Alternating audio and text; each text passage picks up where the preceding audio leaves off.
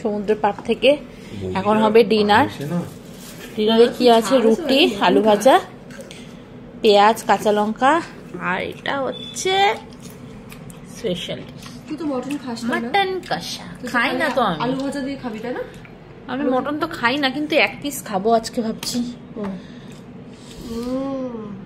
বেশি খাবো না, এক পিসই খাবো। চলো ডিনারটা সেরে নি। মটনটা কেমন করেছে রে পায়েল? হেভি। এরপরে আমার কোনো কথা নেই। চরম বানিয়ে ফেললো, এত ভালো।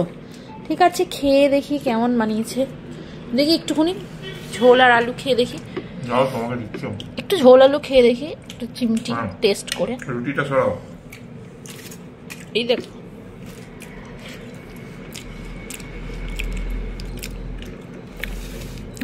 ভালোই। আগে আমি আলু ভাজাটা দিয়ে খেতাম, তারপরে নিতাম না। তুমি দিও না, পুরোটার মধ্যে ইসে হয়ে যাচ্ছে। ঠিক আছে, চলো ডিনারটা সেরে নি।